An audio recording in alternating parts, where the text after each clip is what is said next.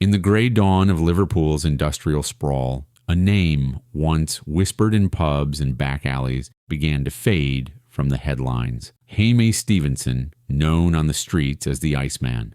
To the people who lived under his shadow, he was both a ghost and a myth, a man who could turn calm into terror with a single glance. His story wasn't born out of sudden violence, but from slow ambition, nurtured in the corners of deprivation, where power is often the only currency that matters. He grew up in a neighborhood that wore hardship like a second skin. Fathers worked docks or disappeared. Mothers counted coins and prayed the gas meter would last another week. Jaime watched it all and learned early that the system was designed to forget people like him. By his mid-teens, he was running errands for older boys, collecting debts, moving small packages. He had the kind of silence that made people uneasy, and that silence became his armor. The police first logged his name at 16, but even then he understood something many older men didn't.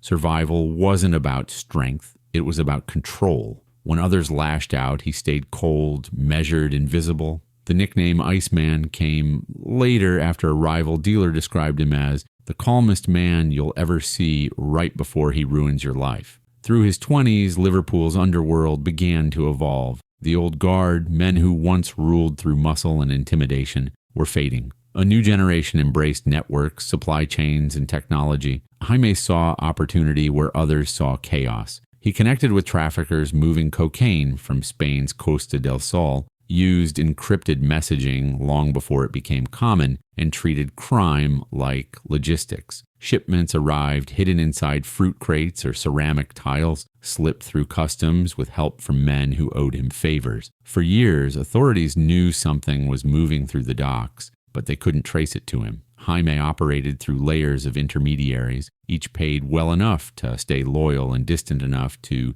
take the fall if needed. He rarely carried a phone, met only in crowded places, and left no photographs online. To outsiders, he was polite, quiet, forgettable, a businessman with interests overseas. Behind the mask, though, he was building one of the most efficient narcotics networks in northern England. But power always attracts attention. In 2019, investigators from the National Crime Agency began piecing together small inconsistencies, unexplained shipments, sudden cash movements, whispers from rival crews, Operation Frostbite, a name chosen by detectives for the man they couldn't yet see, slowly formed around him. Surveillance teams followed cars that never went to the same address twice. Phone intercepts revealed fragments of coded language, never enough to prosecute. The frustration grew as Jaime continued to expand, sending trusted lieutenants to the Netherlands and Morocco to secure supply lines.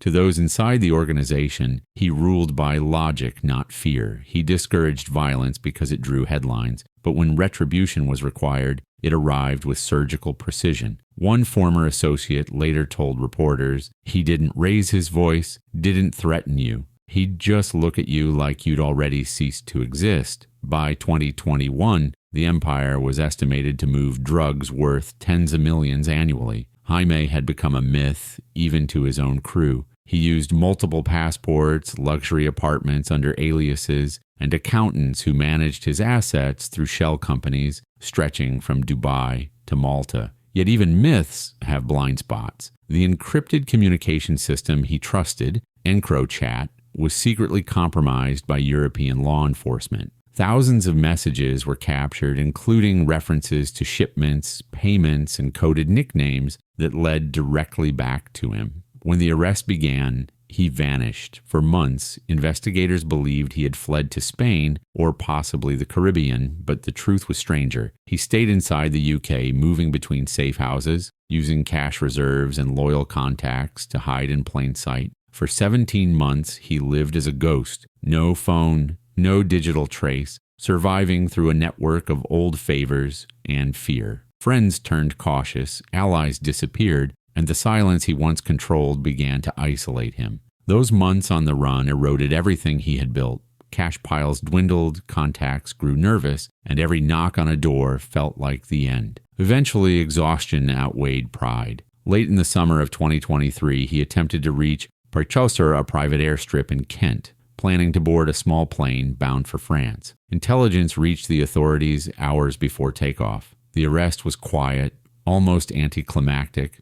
No shootout, no chase. Officers surrounded the hangar, and the man who had built an empire through invisibility simply raised his hands and said nothing. In court, prosecutors described him as one of the most disciplined traffickers Britain had seen in decades. There were no dramatic outbursts, no confessions, just the calm figure sitting behind glass, eyes steady, face unreadable. The courtroom was silent most days, filled only with the rustle of papers and the dull hum of the air conditioning. Reporters waited for something, anything that might crack the surface, a hint of remorse, defiance, or fear. But Jaime Stevenson gave them nothing. The media revived his nickname, the Iceman, splashing it across tabloids, documentaries, and podcasts. The story had all the ingredients for fascination: mystery, wealth, betrayal, and downfall. They painted him as a criminal mastermind, a ghost in the modern age of surveillance. Yet those who truly knew him, friends, rivals, and family, insisted that the nickname missed the point.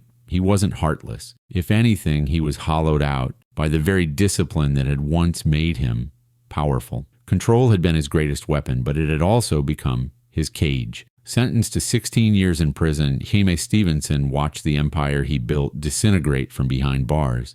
Each week brought new losses. Properties were seized, accounts frozen, and men who had once toasted his name in nightclubs were now trading his secrets to save themselves. What was once an intricate network of coded trust turned into a chain of betrayal, each link snapping under pressure. How one man turned the forgotten corners of a city into an international supply chain, and how it all collapsed because technology finally caught up with him. For the investigators who spent years chasing him, the victory was bittersweet. They admired his precision even as they condemned his crimes. One retired detective later said in an interview, "He didn't make mistakes like the others. He didn't get greedy, didn't show off. The only thing that beat him was time." And code inside prison, Jaime kept to himself. He avoided gangs, declined interviews, and rarely joined the noise of the common hall. To some, he seemed detached, as if the cell around him was just another business deal he was silently calculating. He spent hours reading economics, psychology, history,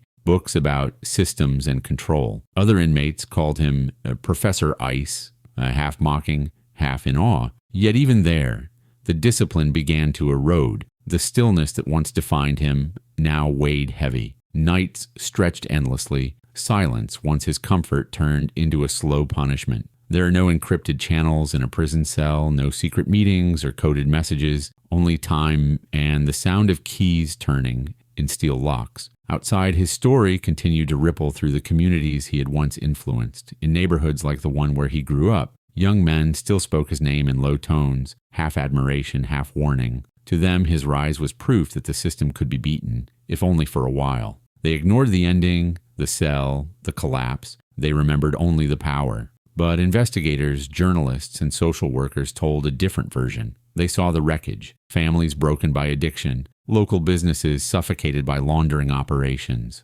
communities torn apart by the quiet violence of his trade. They said his empire had never been about rebellion. It was about control, about proving he could impose order on chaos. And that kind of order, no matter how smart the architect, eventually consumes itself. As the years passed, public fascination with the Iceman began to fade. New scandals, new faces, new crimes took over the headlines. But in the gray corridors of the prison, his legend persisted in whispers, told by inmates who had never met him but swore they knew his type. Some evenings when the yard grows quiet and the sky turns the color of old metal, Jaime walks slow circles alone. The guards have grown used to his silence. He nods politely when addressed, but rarely speaks beyond what's necessary. He doesn't write letters, doesn't call anyone on the outside. Some say he's planning, waiting for the day release comes. Others think he's simply done with the world. Those who've seen him up close say he still carries that same unreadable calm, eyes cold, posture straight.